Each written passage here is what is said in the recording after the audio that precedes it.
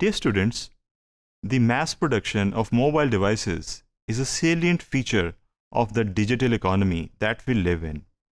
And in this example, we are going to use integrals to analyze similar situation. Let us see. We are talking about the mobile production analysis with the help of integrals. There's a certain company that we are talking about, and they are making mobiles, and their production line to manufacture a new type of mobiles. वो एक नई type of mobile बना रहे हैं और उसका rate of production जो है वो मॉडल किया गया इस फंक्शन से, it's a marginal function, it's a rate of change, और पर यूनिट्स पर मंथ जो है ये इसका रेट ऑफ चेंज इस यूनिट्स में कैलकुलेट किया गया. How many telephones are produce during the third month. तो आपने देखा कि अब हमसे जो रिक्वायरमेंट है it's specific to some point in time.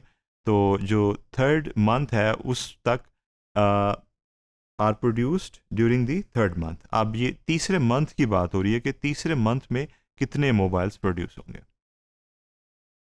उसके बाद let's explain this data and that says कि हमारे पास rate of change of production of mobiles इससे इस फंक्शन से मॉडल किया गया है.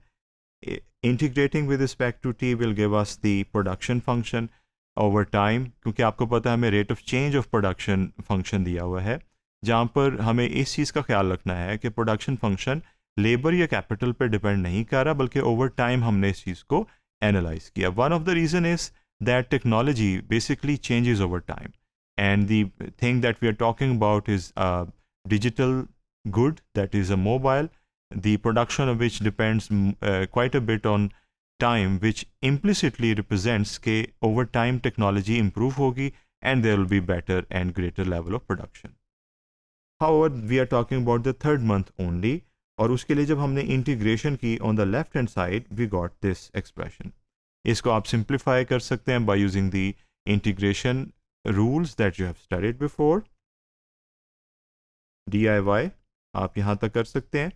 यहाँ पर हम इंटीग्रेशन की एक सर्टन टाइप को इनवाइट करेंगे बिकॉज यहाँ पर उसकी ज़रूरत है, और वो है इन दिस टर्म, क्योंकि यहाँ पर ब्रॉडली स्पीकिंग दो वेरिएबल टर्म्स हैं. पहली को तो हम इजीली इंटीग्रेट कर सकते हैं जो हमने कर लिया, लेकिन जो दूसरी है उसमें हम देख रहे हैं कि कोई यूजुअल रूल एप्लीकेबल नहीं है. डेरिवेटिव ओवर फंक्शन रूल भी यहाँ पर अप्लाई नहीं होता बिकॉज 2t + 5 का डेरिवेटिव 2 आता है जो कि यहाँ पर नहीं है, एक कांस्टेंट के बजाय एक वेरिएबल टर्म है. इस सिचुएशन में वी रिमेंबर कि हम इंटीग्रेशन बाय सब्स्टिट्यूशन को यूज़ करते हैं.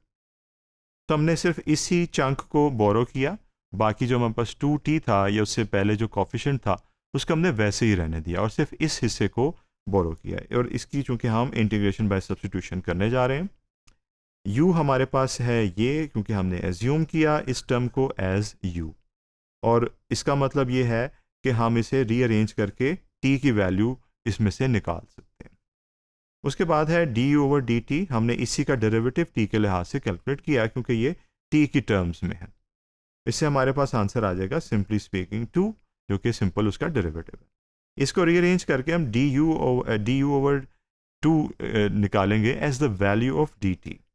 अब आप ये नोट कर रहे होंगे कि हमने अपने प्रोसेस को सिंप्लीफाई कर लिया और उसमें 3 वैल्यूज़ हम सब्स्टिट्यूट कर सकते हैं. एक ये जिसको मैंने ऑलरेडी इनसर्कल किया है, दूसरी है ये t जिसकी वैल्यू हमने ये निकाली है, और तीसरा है dt जिसकी वैल्यू हमने ये निकाली है. तो now let's substitute these values. Substituting we get, आपने देखा ये वैल्यू और ये वैल्यू, ये तीनों वैल्यूज़ जैसे हमने अभी एक्सप्लेन की थी सब्स्टिट्यूट कर दी. इसे हम सिंप्लीफाई करेंगे. अगेन ये सिंप्लीफिकेशन आपके लिए एक रिहर्सल है, इसे कीजिएगा एंड वेरीफाई.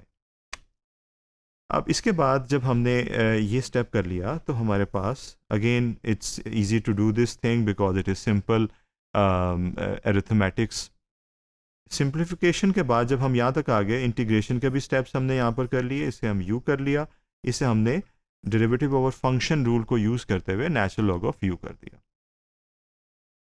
इसके बाद c जो है कांस्टेंट ऑफ इंटीग्रेशन हमने यहाँ पे ओमिट किया, and it is done in advance because हमें याद है कि limits will be there, that is the third month is there, and there will be a starting point and there will be an ending point that we will see ahead. तो हमने पहले ही ahead of that process कर लिया. अब ये जो है फर्दर इसे हम कैसे लिख सकते हैं, ये है इसमें हमने वो लिमिट्स को इनकॉर्पोरेट कर दिया है और ये है हमारे पास 1/4 और u की वैल्यू हमने लगा दी और उसके बाद हमने u की वैल्यू को यहाँ पर भी लगा दी। तो बिफोर इंट्रोड्यूसिंग दी लिमिट्स हमने u को वापस ट्रांसफॉर्म कर दिया इनटू t बिकॉज लिमिट्स लगाने के लिए हमें t की प्रेजेंस रिक्वायर्ड है। सो वापस हम देख रहे हैं फंक्शन t की टर्म्स में आ गया है और ये हम कह सकते हैं कि इंटीग्रेशन है उस चंक की या उस हिस्से की जो कि ओवरऑल इंटीग्रल में मौजूद था। ये है वो वैल्यू जिसे मुझे अब सब्सटीट्यूट करना चाहिए इनटू दैट मेन इंटीग्रल, जो कि आप अगले स्टेप में देखेंगे। ये था वो मेन इंटीग्रल और ये है वो वैल्यू जो भी हमने विद सम एफर्ट कैलकुलेट किया by using the integration by substitution rule. और after we have done this, ये सिंप्लीफिकेशन आप कर सकते हैं सिंपल अरिथमेटिक्स के ज़रिए। And after you have done this हमारे पास जो सेमीफाइनल फॉर्म आएगी, this will be the form of it. Recalling the given information regarding time, अब वो टाइम आ गया है जहाँ पर हम उस लिमिट को इनकॉर्पोरेट करें जिसकी बात हम शुरू से कर रहे हैं, and that is the 3rd month. अब हम बात करें तीसरे महीने की, इट मीन्स कि ये दूसरे महीने के एंड होने के साथ ही शुरू हो जाएगा, इसलिए जो इसकी लिमिट्स होंगी वो ज़ीरो नहीं होंगी। ये फर्स्ट 3 मंथ्स नहीं कहा गया, ये कहा गया 3rd मंथ। इट मीन्स कि हम इसे स्टार्ट करेंगे 2 से और एंड करेंगे 3 पे, it means the 3rd month. तो इसलिए आपने देखा कि लोअर लिमिट हमने 2 लगाई और अपर लिमिट हमने 3 लगाई।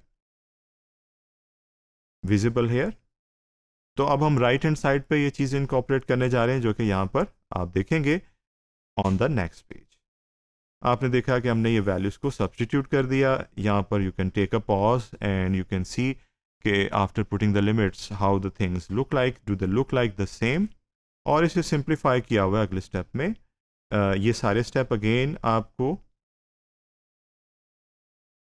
दुश्वारी के बगैर आते हैं, आप इजीली कर सकते हैं इन्हें।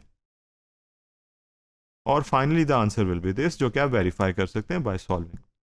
सो ये हमारे पास एक रिजल्ट आ गया। Now we need to interpret this because of the meaningfulness that we need. Interpretation, approximately this much of the telephones will be produced during the 3rd month of by this corporation.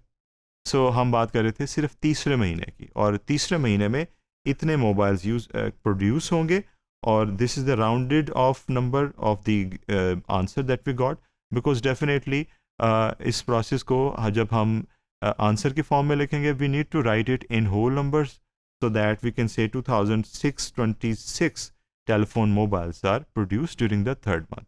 और ये सारा process हमने definite integrals को use करके किया। इसमें हमने integration by substitution के रूल को भी यूज़ किया, and broadly speaking integration has helped us to assess that how much of the mobiles will be produced during a certain month by a certain firm. Thank you.